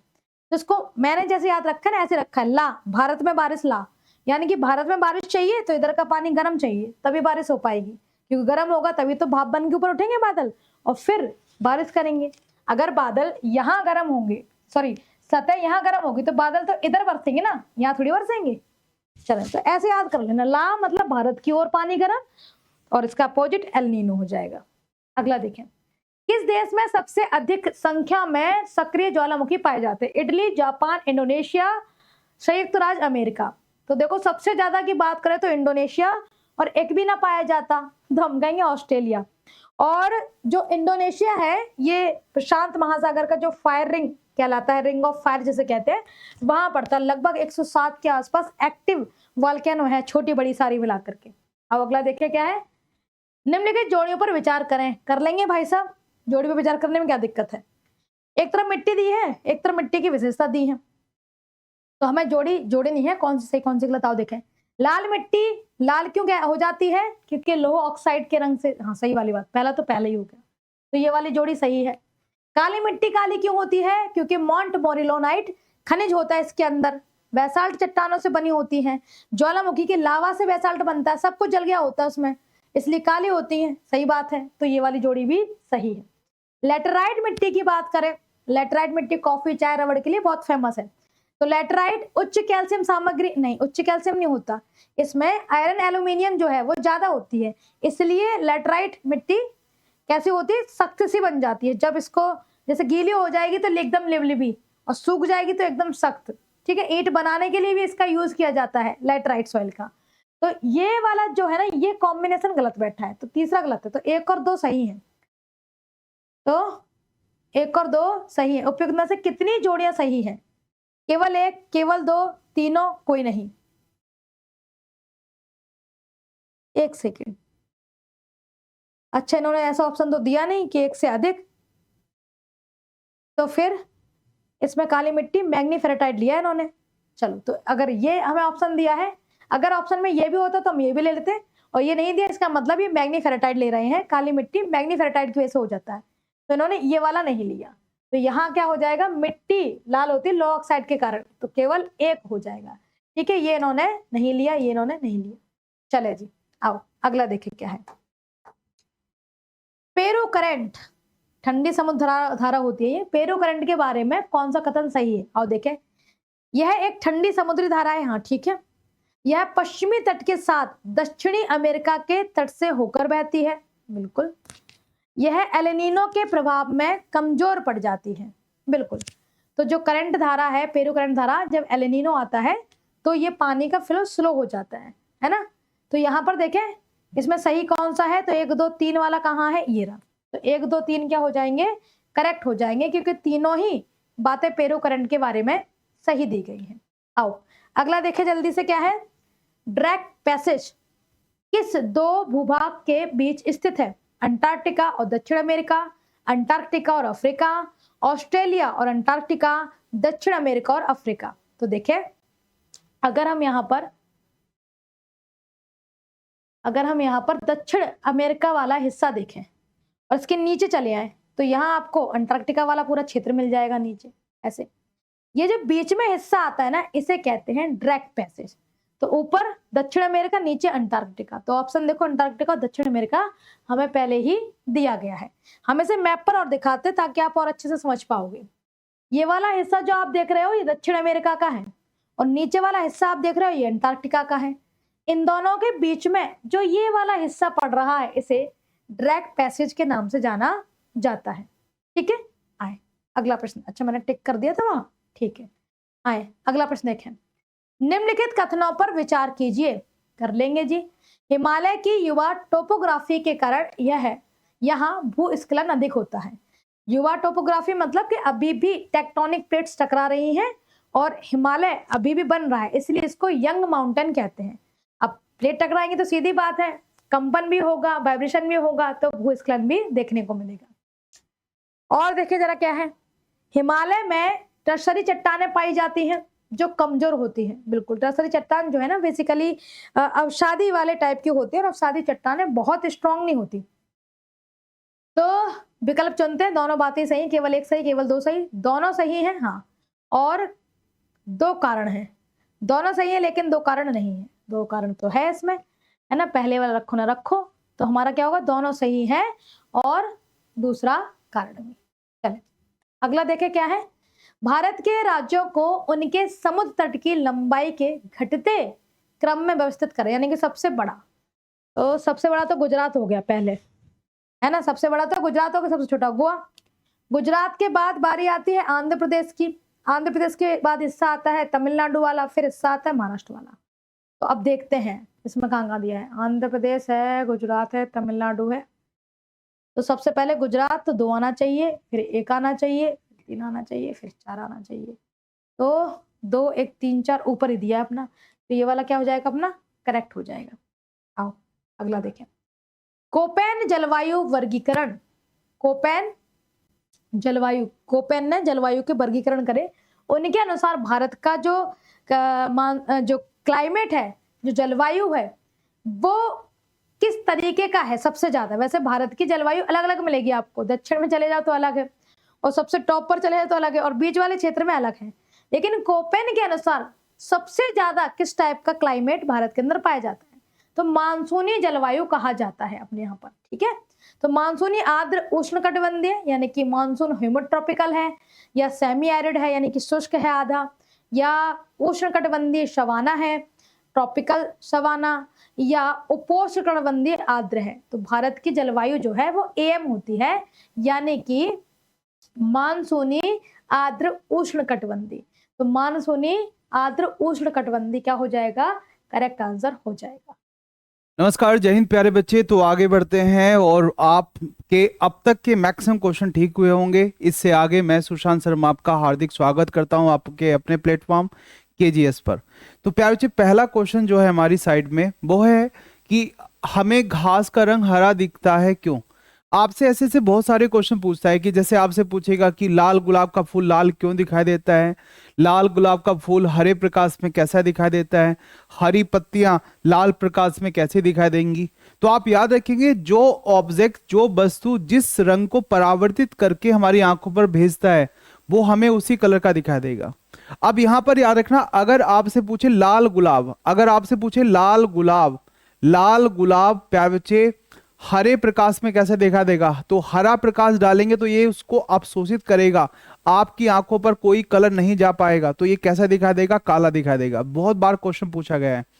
ऐसे ही आपसे पूछ रहा है कि हमें घास का रंग हरा दिखता है क्यों, क्योंकि प्यारे घास पे जो प्रकाश पड़ता है, घास पर जो प्रकाश पड़ता है वो हरे प्रकाश को परावर्तित करके हमारी आंखों पर पहुंचाता है। तो आंसर क्या हो जाएगा, सभी बच्चों का आंसर ठीक होगा प्यारे बच्चे। यह हरे रंग का प्रकाश हमारी आंखों पर परावर्तित करती है, तो आंसर ए। जिस बच्चे का आंसर ए है उसका बहुत बहुत धन्यवाद। अगला क्वेश्चन क्या है हमारे पास, न्यूटन के गति के नियम के बारे में विचार करें। प्याजे न्यूटन के जो नियम है, न्यूटन ने 3 नियम दिए हमका, प्रथम, द्वितीय और तृतीय। प्रथम नियम बताता है फोर्स की क्वालिटी, प्रथम नियम बताता है जड़त्व का नियम, द्वितीय नियम बताता है प्यार से आपका जो फोर्स होता है, जो बल होती है, बल की quantity F equals to ma। Second नियम प्यार से फोर्स को भी डिफाइन करता है आपका, फोर्स के क्वांटिटेटिव नेचर, मतलब मात्रात्मक प्रकृति को बताता है। न्यूटन का जो तृतीय नियम है प्यारे बच्चे वो बताता है एक्शन रिएक्शन को, और एक्शन रिएक्शन जो होता है वो किस सिद्धांत पे काम करता है, वो काम करता है आपका रेखीय संवेग संरक्षण के नियम पर काम करता है। तो आप देखिए पहला स्टेटमेंट कि परिवर्तन का प्रतिरोध जड़त्व है, यस, जो भी चेंज होता है उसका जो विरोध होता है आपका वो जड़त्व है, इसे न्यूटन का प्रथम नियम कहते हैं। यस, न्यूटन के प्रथम नियम को हम जड़त्व का नियम भी कहते हैं। संवेग परिवर्तन की दर, याद रखना संवेग परिवर्तन की जो दर होती है ना आपका, वो क्या होता है, वो फोर्स के बराबर होता है, बिल्कुल सही है, दूसरा नियम है। हम अपने भार का अनुभव वह प्रतिक्रिया बल का उदाहरण है। यस, हमें जो भार अनुभव होता है वो क्या होता है आपका रिएक्शन के कारण होता है, या बोल सकते हैं आपका ग्रेविटेशनल फोर्स के कारण होता है आपका। तो ये भी प्यार बच्चे क्या है आपका सही है। संवेग संरक्षण के कारण ही जब हम कोई व्यक्ति नाव से कूदता है तो वह एक्शन रिएक्शन, यही एक्शन रिएक्शन है, और एक्शन रिएक्शन किसको फॉलो करता है, संवेग संरक्षण के नियम को फॉलो करता है। तो देखो आप इसके सभी के सभी ऑप्शंस ठीक हैं, तो आंसर हो जाएगा सी आंसर। क्या यही आंसर आपका आया है, ठीक है, क्या यही आंसर आपने किया है? अगर किया है तो बहुत अच्छी बात है, अगर ये नहीं किया है तो आपको यही करना चाहिए। आपसे पूछेगा यदि पृथ्वी और सूर्य के बीच की दूरी को हम क्या कर दें, 2 गुना कर दें, तो सूर्य द्वारा पृथ्वी पर गुरुत्वाकर्षण बल जो पड़ता है वह होता है। तो गुरुत्वाकर्षण बल का जो फॉर्मूला होता है वो होता है Gmm/r²। तो यहां से फोर्स इनवर्सली प्रोपोर्शनल है आपका बीच की दूरी के स्क्वायर के इनवर्सली प्रोपोर्शनल है। अगर आप इसको 2 गुना करेंगे तो प्याचे फोर्स की वैल्यू कितने गुना कम हो जाएगी, 4 गुना। तो याद रखेंगे प्याचे, अब जितना है उसका 2 गुना हो जाएगा, अब जितना है उसका 4 गुना हो जाएगा, अब जितना है उसका चौथाई हो जाएगा। यस, यार 1/4 हो जाएगा, मतलब जितना इस समय बल काम कर रहा है अगर आप दूरी को डबल करेंगे तो कितना हो जाएगा, 1/4 हो जाएगा। बहुत सारे बच्चे मैं देख रहा था कि 4 गुना कराए, गलत करके आए आप, 4 गुना नहीं होना था आपका, क्या होना था आपका आंसर, सी आंसर। सारे बच्चे आंसर करेंगे सी आंसर। नेक्स्ट है हमारे पास, नेक्स्ट है हमारे पास प्यारे, नेक्स्ट क्वेश्चन है हमारे पास, आंसर करेंगे नेक्स्ट क्वेश्चन का। यदि साबुन के 2 भिन्न भिन्न व्यास के बुलबुले को एक साथ नली के द्वारा एक दूसरे के संपर्क में लाया जाए तो क्या घटित होगा। तो यार ना जो प्यारे बच्चे दाब होता है ना, दाब हमेशा क्या होगा आपका, जो बुलबुला होता है उसकी रेडियस उसकी त्रिज्या के व्युत्क्रमानुपाती होता है, मतलब जिसकी त्रिज्या जितनी कम होगी उसमें दाब उतना ज्यादा होगा। और जब आप 2 बुलबुले को जोड़ देंगे, एक छोटा है और एक बड़ा बुलबुला है, तो आपको पता है दाब किसके अंदर ज्यादा होगा, दाब किसके अंदर ज्यादा होगा पैचे, इसके अंदर प्रेशर ज्यादा होगा, इसके अंदर क्या ज्यादा होगा, प्रेशर, इसके अंदर प्रेशर क्या होगा पैचे, कम होगा। तो आप देखेंगे यहाँ पर जो छोटा है वो और छोटा होता चला जाएगा, बड़ा और बड़ा होता चला जाएगा, क्योंकि बड़ा पैचे प्रेशर यहाँ घटता चला जाएगा, यहाँ प्रेशर बढ़ता चला जाएगा। तो याद रखेंगे दोनों बुलबुलों का आकार वही रहेगा, गलत है प्यारे बच्चे, छोटा बुलबुला और छोटा हो जाएगा और बड़ा बुलबुला और बड़ा हो जाएगा। तो आंसर बिल भी हो जाएगा बी आंसर। क्या यही आंसर किया है आपने, बी आंसर? सारे बच्चे बताएंगे क्या बी आंसर आपने किया है? बी आंसर यही आ रहा है आपका आंसर, बहुत अच्छी बात। नेक्स्ट है हमारे पास, नेक्स्ट क्वेश्चन है हमारे पास, अगला प्रश्न है हमारे पास कि प्रत्येक दिन में कितनी बार घड़ी की सुइयां सीधी पंक्तियों में होती हैं, आपका सीधी पंक्तियों में होती हैं प्यारे बच्चे। तो देखो एक तो होता है प्यारे बच्चे, 2 कंडीशन में पंक्तियों में होती हैं, या तो वो एक दूसरे को ओवरलैप करें, या तो वो एक दूसरे को ओवरलैप करें। और ओवरलैप कितनी बार करती हैं प्यारे बच्चे आपका, 12 घंटे में 11 बार, और 24 घंटे में कितनी बार करेंगी, 22 बार करेंगी। या प्यारे बच्चे वो एक दूसरे के अपोजिट हो जाएं, या वो एक दूसरे के अपोजिट हो जाएं। मान लीजिएगा सर ये 6 बज रहे हैं यहाँ पर और ये एक दूसरे का अपोजिट हो जाए, तो ऐसे कितनी अपोजिट होंगी प्यारे बच्चे, 11 बार। 12 घंटे में 11 बार अपोजिट जाएंगी, और 24 घंटे में कितनी बार जाएंगे आपका, 24 घंटे में कितनी जाएंगी प्यारे बच्चे आपका, 22 बार। तो 22 दूनी 44, तो आंसर भी हो जाएगा 44, 44 आंसर हो जाएगा। आपने एक क्वेश्चन रीजनिंग में किए होंगे, सभी के सभी बच्चों ने ये क्वेश्चन ऐसे रीजनिंग में किए होंगे, तो आंसर बिल भी हो जाएगा आपका 44। सारे बच्चे आंसर करेंगे 44।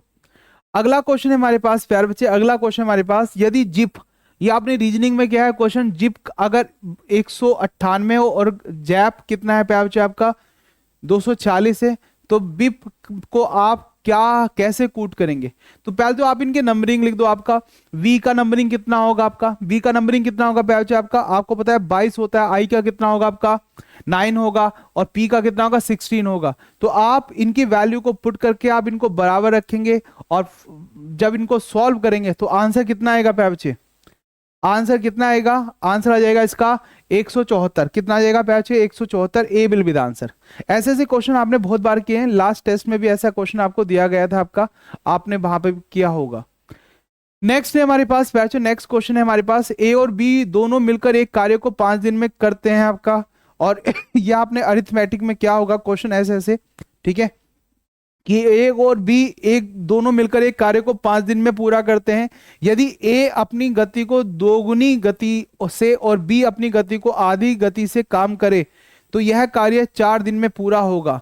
बताइएगा ए अकेला ही इस कार्य को कितने दिनों में पूरा करेगा? तो याद रखेंगे प्यारे बच्चे, ए अकेला इस कार्य को कितने दिन में पूरा करेगा? आंसर बताएंगे, आंसर क्या हो जाएगा? तो निश्चित रूप से प्यारे बच्चे जब दोनों मिलकर कर रहे हैं आपका तो कितना हो जाएगा प्यारे बच्चे आंसर इसका, जब आप इसको सॉल्व करेंगे तो मेरे ख्याल से आंसर आ जाएगा इसका 15 आंसर आ जाएगा। क्या आंसर आ जाएगा आपका 15?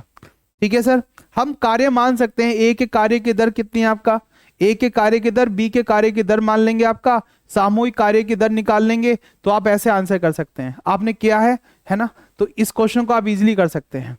नेक्स्ट है हमारे पास 400 से 1000 के बीच 7 से विभाजित होने वाली कुल संख्याएं कितनी होंगी?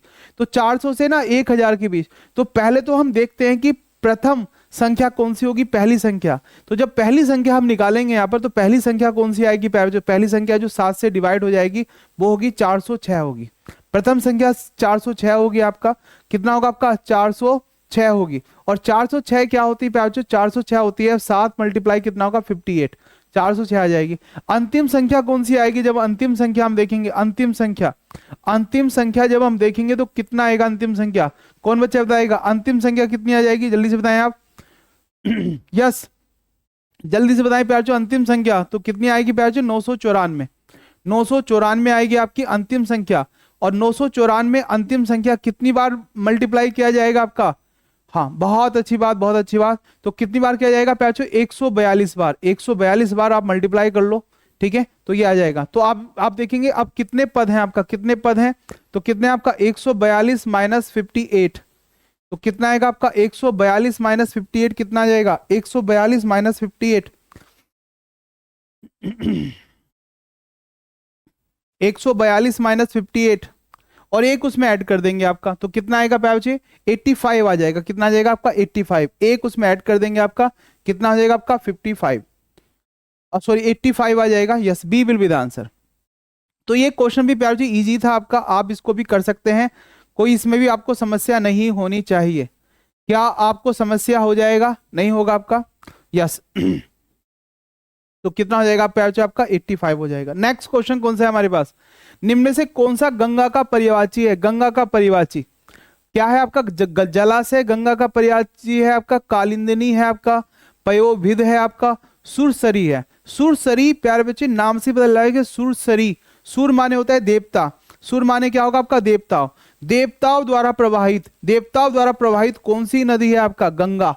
तो गंगा को हम सुरसरी के नाम से भी जानते हैं, तो इसका आंसर हो जाएगा डी आंसर। नेक्स्ट है हमारे पास, बिहार के पटना विश्वविद्यालय में 750 छात्रों में से एक सर्वे में पाया गया कि 580 छात्र क्या करते हैं? संगीत में रुचि रखते हैं आपका, 315 छात्र नृत्य में रुचि रखते हैं आपका। तो उन छात्रों की न्यूनतम संख्या कितनी होगी जो दोनों संगीत व नृत्य में रुचि रखते हैं? आप करेंगे इसको, कैसे होगा आंसर आपका? जल्दी से बताएं, आंसर क्या हो जाएगा? आंसर क्या हो जाएगा प्यारे बच्चे? तो आप इसको जब सॉल्व करेंगे तो प्यारे बच्चे आंसर कितना हो जाएगा? 145। आप सेट सब सेट का यूज कर सकते हैं इसमें, ठीक है, मैथ्स में आपने ऐसे ऐसे क्वेश्चन किए हैं। वाक्यांश जो लोक में संभव ना हो, प्यारे बच्चे जो लोक में संभव ना हो, जो अलग है वो सबसे अलग है, जो संसार में सबसे अलग है। तो आपने देखा होगा प्यारे बच्चे कि कभी कभी हम कहते हैं कि आप तो अलौकिक हैं। अलौकिक जो लोक में संभव ना हो, कैसे हैं आपका अलौकिक। ये आंसर हो जाएगा इसका बी आंसर, अलौकिक। नेक्स्ट है हमारे पास निर्दिष्ट शब्दों को शब्दकोश में क्रम के अनुसार व्यवस्थित करें आपका। तो आप देखें इनको, आप इनको व्यवस्थित करें, F F O O L L, ऐसे जब व्यवस्थित करते हैं आपका रीजनिंग में आपको ये सब पढ़ाया जाता है। तो आप बताइएगा आंसर क्या हो जाएगा। इसने इसका आंसर क्या क्या किया है, आपने क्या क्या आंसर क्या है प्यारे बच्चे आपका। तो आंसर क्या है प्यारे बच्चे, इसका आंसर क्या हो जाएगा आपका। देखो यहां पर सर आंसर क्या होगा, यहां पर आंसर क्या हो जाएगा, आंसर हो जाएगा प्यारे बच्चे आपका, इसका आंसर हो जाएगा प्यारे बच्चे ए आंसर हो जाएगा। फोलिएज आएगा, फोलिएज, फिर कौन सा है प्यारे बच्चे आपका फॉक, फिर कौन सा है प्यारे बच्चे आपका, क्या होगा प्यारे बच्चे आपका फॉलिकल, फिर होगा आपका फॉलो। तो आंसर बिल भी हो जाएगा ए आंसर। क्या यही आंसर आपका आया है। नेक्स्ट है हमारे पास, सिद्धा ने आरुषि से कहा वह लड़की जिससे मैं कल मिली थी मेरी माँ के देवर, माँ का देवर, माँ का देवर क्या है प्यारे बच्चे, माँ का देवर, माँ का देवर आपका चाचा है। माँ का देवर क्या है आपका चाचा, माँ का देवर क्या है प्यारे बच्चे आपका चाचा है, चाचा। मेरे माँ के देवर की सबसे छोटी बेटी है। माँ के देवर मतलब चाचा की जो लड़की है आपका, चाचा की जो लड़की है वो आपकी क्या लगेगी, वो आपकी क्या लगेगी प्यारे बच्चे, वो आपकी क्या लगेगी, वो आपकी क्या लगेगी चचेरी बहन। क्या लगेगी प्यारे बच्चे, चचेरी बहन। B will with answer, simple है, कर सकते हैं। डीएनए अणु के न्यूक्लियोटाइड्स को क्या होता है। देखो दो टर्म हम यूज करते हैं, एक तो करते हैं न्यूक्लियोसाइड, कभी नाम सुना है आपने न्यूक्लियोसाइड, एक तो हम यूज करते हैं प्यारे बच्चे न्यूक्लियोसाइड। न्यूक्लियोसाइड में क्या क्या होता है, न्यूक्लियोसाइड में होता है नाइट्रोजन युक्त क्षार, नाइट्रोजन युक्त क्षार होते हैं, नाइट्रोजन युक्त क्षार होते हैं, नाइट्रोजन युक्त क्षार। और इसमें क्या होता है प्यारे बच्चे, पेंटोज शर्करा होता है, पेंटोज शर्करा, पेंटोज शर्करा होती है। तो ये क्या होता है, ये तो होता है न्यूक्लियोसाइड। और न्यूक्लियोटाइड में क्या होगा प्यारे बच्चे, न्यूक्लियोटाइड की जब मैं बात करूंगा, न्यूक्लियोटाइड जब मैं न्यूक्लियोटाइड की बात करूंगा तो न्यूक्लियोटाइड में क्या होता है प्यारे बच्चे, ये तो होगा, ये भी होगा, प्लस फास्फेट ग्रुप और आ जाएगा, फास्फेट ग्रुप या फास्फोरिक अम्ल और आ जाएगा, फास्फोरिक अम्ल। क्या आ जाएगा प्यारे बच्चे, फास्फोरिक अम्ल और आ जाएगा, फास्फोरिक अम्ल। तो आंसर बिल भी हो जाएगा बी आंसर। एक बात और याद रखेंगे सारे के सारे बच्चे कि ये जो न्यूक्लियोटाइड होता है ना, न्यूक्लियोटाइड प्यारे, जब न्यूक्लियोटाइड का बहुलीकरण करते हैं, न्यूक्लियोटाइड का बहुलीकरण करते हैं, न्यूक्लियोटाइड का क्या करेंगे हम, बहुलीकरण करेंगे, बहुत सारे न्यूक्लियोटाइड को आपस में जोड़ेंगे। तो प्यारे किसका निर्माण होगा, डीएनए, और किसका निर्माण होगा, आरएनए का निर्माण होगा। डीएनए और आरएनए का निर्माण होता है जब हम इसका बहुलीकरण करते हैं। इतनी बातों को भी आपको याद रखना है। आंसर हो जाएगा बी आंसर, सारे बच्चे आंसर करेंगे बी आंसर। नेक्स्ट हमारे पास क्या है प्यारे, नेक्स्ट हमारे पास देखो, आपसे पूछेगा गुणसूत्र की संरचना में सम्मिलित होते हैं आपका। तो देखो गुणसूत्र की संरचना जो होती है ना, ये हमारे पास सेल है, सेल के पास क्या होता है प्यारे, सेल के पास होता है आपका केंद्रक, सेल के पास केंद्रक होता है। ये मेरे पास क्या है, केंद्रक है, ये मेरे पास क्या है प्यारे बच्चे, केंद्रक, ये मेरे पास केंद्रक है। इतनी बात समझ पा रहे हैं सारे के सारे बच्चे, यस। ये मेरे पास क्या है प्यारे बच्चे, केंद्रक है, और केंद्रक के अंदर जेनेटिक मटेरियल होता है जिसको बोलते हैं क्रोमेटीन। क्या बोलते हैं, क्रोमेटीन कहते हैं। और ये क्रोमेटीन जब थोड़ा सा और कंडेंस हो जाता है और सिकुड़ जाता है तो इसी को बोलते हैं गुणसूत्र। क्या बोलते हैं, गुणसूत्र। और ये जो क्रोमेटीन होता है ये किससे मिलके बना होता है, ये बना होता है न्यूक्लिक अम्ल, ये न्यूक्लिक अम्ल से मिलके बना होगा प्यारे बच्चे। और किससे मिलके बना होगा, आपका हिस्टोन प्रोटीन, एक प्रोटीन होती है हिस्टोन प्रोटीन से मिलके बना होता है, हिस्टोन प्रोटीन। और ये जो न्यूक्लिक अम्ल होता है इसमें प्यारे बच्चे क्या क्या होगा, इसमें होगा डीएनए, और क्या होगा प्यारे बच्चे, आरएनए होता है। डीएनए क्या होगा प्यारे बच्चे, आरएनए होता है। तो या तो प्यारे बच्चे जो गुणसूत्र होता है वो किससे मिलके बना होता है आपका, तो गुणसूत्र किससे मिलके बना होगा प्यारे बच्चे, यहां पर पूछेगा गुणसूत्र किससे मिलके बना होता है, तो जल्दी से आंसर देंगे, गुणसूत्र किससे मिलके बना होता है आपका, yes, chromosome is made up of DNA, RNA, histone.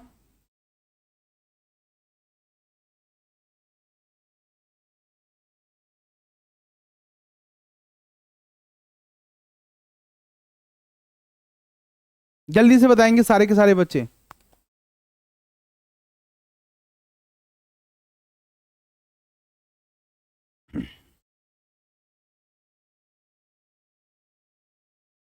ठीक है सर, आप याद रखें प्राइमरी जो बना होता है ना आपका, वो किससे बना होगा प्यारे बच्चे, आपका डीएनए प्लस हिस्टोन से मिलके बना होगा, डीएनए प्लस हिस्टोन।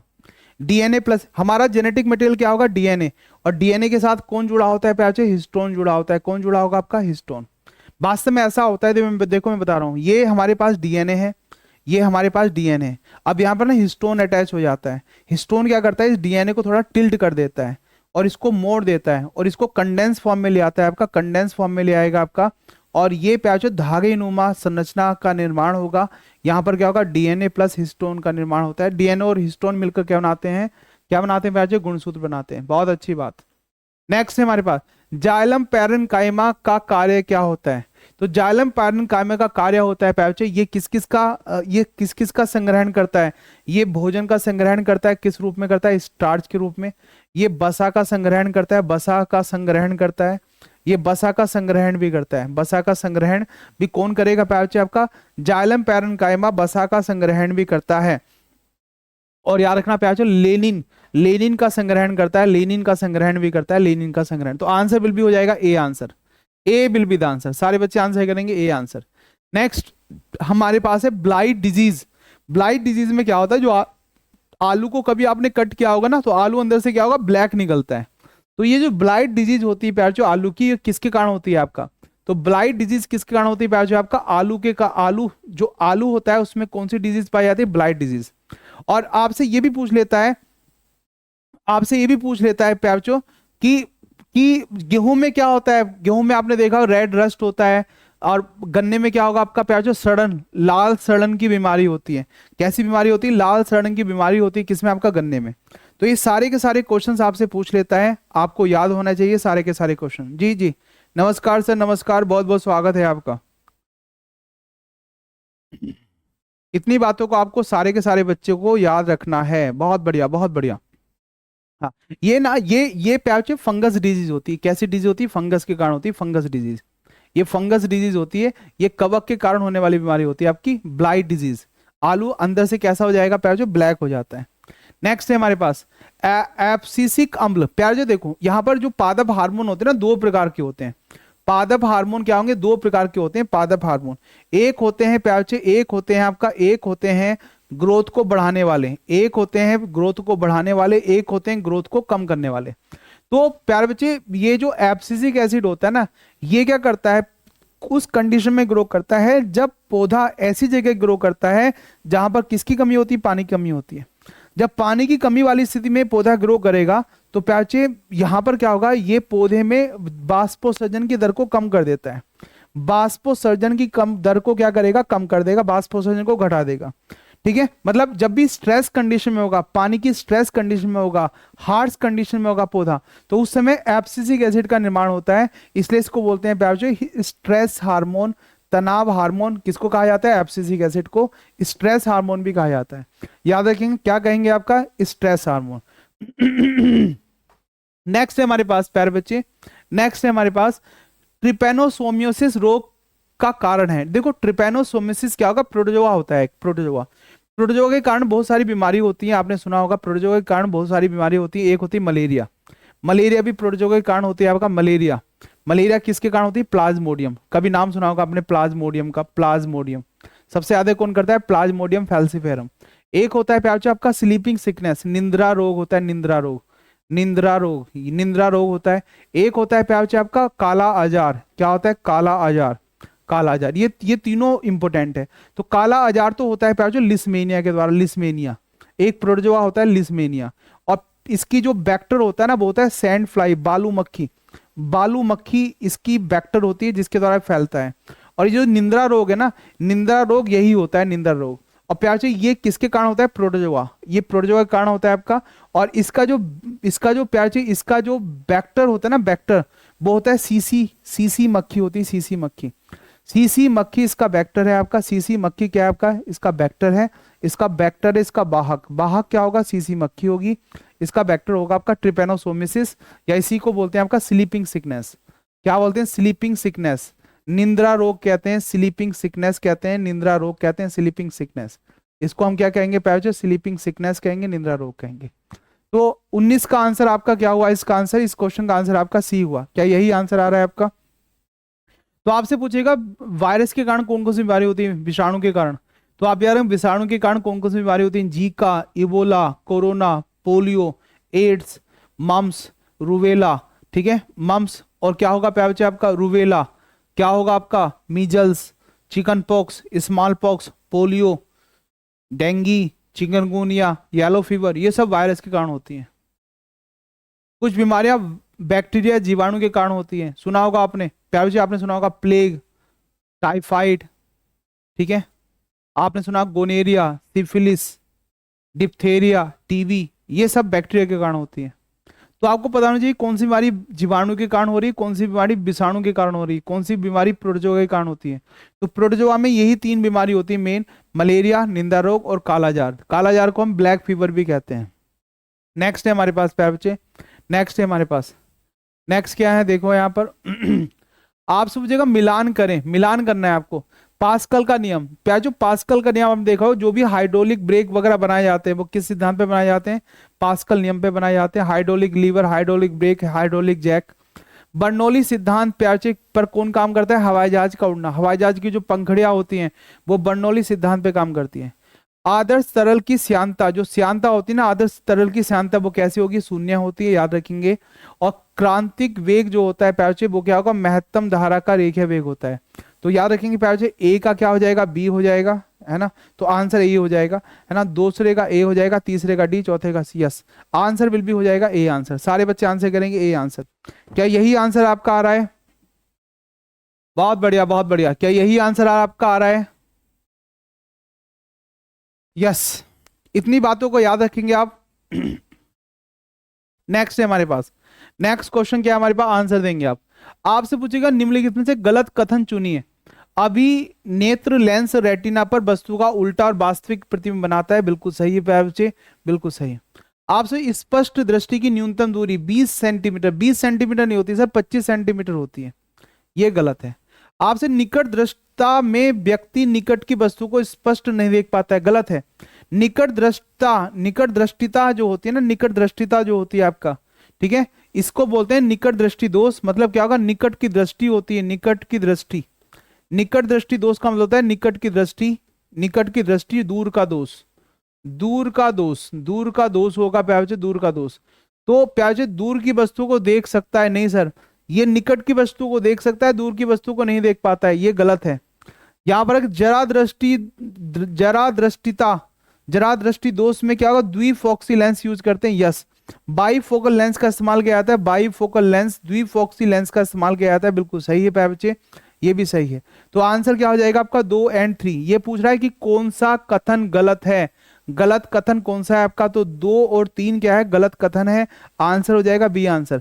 आंसर उसमें चेक कर लेना, उसमें ये क्वेश्चन का आंसर गलत दिया हुआ है आपका, आपके उत्तर में, ठीक है, उसको अपडेट कर लेना जिनके पास अगर वो पहुंच गई है आपका आंसर की। आपसे धातु को पीटकर पतली चादर बनाने के गुण को क्या कहते हैं, धातु को पीट के।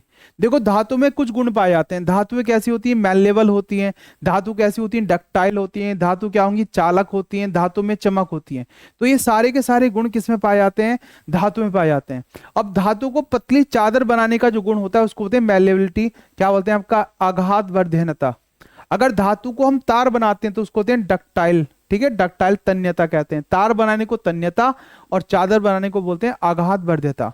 तो आंसर क्या हो जाएगा, आंसर हो जाएगा डी आंसर। सारे बच्चे आंसर करेंगे डी आंसर। और ये दोनों गुण सबसे ज्यादा किस धातु में पाए जाते हैं, गोल्ड। गोल्ड में ये दोनों गुण सबसे ज्यादा पाए जाते हैं, ये क्वेश्चन में पूछा जाता है। आपने कहा गोल्ड, 10 ग्राम गोल्ड से आप बहुत लंबा तार तक बना सकते हैं, ठीक है, किलोमीटर्स में बना सकते हैं, किलोमीटर्स में बना सकते हैं आप 10 ग्राम गोल्ड से। तो आप समझ रहे हैं, तो उसमें कितनी डक्टिबिलिटी होती है, मतलब कितना डक्टाइल होता है। डक्टाइल मतलब क्या होगा, तन्यता मतलब तार बनाना, और मैलेबिलिटी मतलब क्या होगा प्यार आपका, चादर बनाना। तो आंसर हो जाएगा D answer. Next, stainless steel किन धातुओं का मिश्रण है। देखो स्टेनलेस स्टील में क्या क्या होता है, इसमें होता है प्यार आयरन, इसमें होता है प्यार आपका क्रोमियम, इसमें होता है निकिल, और इसमें होता है प्यार कार्बन, कार्बन भी होता है। आयरन होता है लगभग 89% आयरन होता है, 11% होता है क्रोमियम, निकिल होता है 9.5% और कार्बन होता है लगभग 0.5%, ठीक है। तो यहाँ पर क्या क्या दिया हुआ है आपका, यहाँ पर दिया हुआ है प्यार आयरन, क्रोमियम, निकिल। तो आंसर विल भी हो जाएगा प्यार, आंसर हो जाएगा बी आंसर। अगर वो कहता है स्टील किसका बनाता है, आयरन और कार्बन का बनाता है स्टील। कंफ्यूज मत हो जाना, दोनों चीजों में कंफ्यूज मत होना, किसी भी चीज में कंफ्यूज मत होना। अगला क्वेश्चन क्या है हमारे पास, अगला क्वेश्चन है प्यारे बच्चे, आंसर करेंगे आप सारे के सारे बच्चे। निम्नलिखित में से किसको वुड स्प्रिट, वुड स्प्रिट किसको कहते हैं प्यारे, वुड स्प्रिट। तो वुड स्प्रिट किसको कहा जाता है, याद रखना, वुड स्प्रिट किसको कहा जाता है आपका, मिथेनॉल को। CH3OH को वुड स्प्रिट कहते हैं। तो यहाँ पर क्या है, इथाइल अल्कोहल, नहीं sir methyl alcohol, yes methyl alcohol, methanol, इसको हम वुड स्प्रिट कहते हैं। आंसर बिल भी हो जाएगा बी आंसर। अच्छा, इससे हमारी जान भी चली जाती है वुड स्प्रिट से। निम्नलिखित में कौन सा एक प्राकृतिक बहुलक है, प्राकृतिक में कौन कौन आएगा प्यार, प्राकृतिक में आएगा आपका सेल्यूलोज आ जाएगा, सेल्यूलोज। प्राकृतिक में कौन आ जाएगा, प्राकृतिक में आएगा प्यार आपका ग्लाइकोजन, स्टार्च। अगर मैं बात करूंगा स्टार्च, स्टार्च भी आ जाएगा, स्टार्च, स्टार्च भी आ जाएगा प्राकृतिक में। आपसे पूछेगा DNA, आपसे पूछेगा RNA, ये सब प्राकृतिक है आपका। प्रोटीन, ये सब प्राकृतिक है, ये सब क्या है प्यार जो प्राकृतिक। तो यहाँ पर क्या आ जाएगा आपका सेल्यूलोज, आंसर बिल भी हो जाएगा सेल्यूलोज। नेक्स्ट है हमारे पास, मेंडलीव के आवर्त सारणी में कौन सी कमी थी जिसे मोजले की आधुनिक आवर्त सारणी ने दूर किया।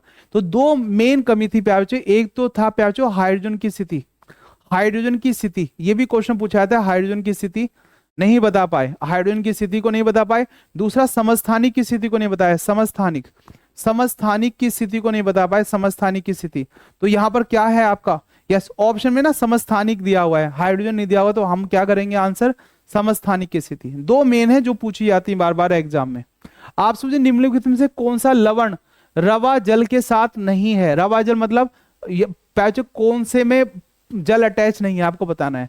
बेकिंग सोडे का फॉर्मूला आता है NaCO3 होता है पैच। जिप्सम का फॉर्मूला क्या होता है CSO4 इंटू क्या आएगा आपका 2S2 होता है, 2S2।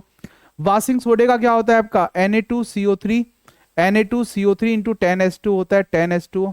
और पैच नीले थोते का क्या होगा copper sulphate, copper sulphate into 5S2। तो आप देखिए सब में पानी जुड़ा हुआ है आपका, तो क्या होगा आंसर आपका बेकिंग सोडा। इसका आंसर भी आप आंसर की में चेक कर लेना, कहीं गलत तो नहीं दिया हुआ है आपका, ठीक है, एक बार चेक कर लेना, आंसर हो जाएगा ए आंसर। नेक्स्ट, निम्नलिखित में से और निम्नलिखित खेलों और उनसे संबंधित ट्रॉफियों को सम्मिलित कीजिएगा। आपका सारे बच्चे बताएंगे खेलों और ट्रॉफियों को सम्मिलित कीजिएगा आपका।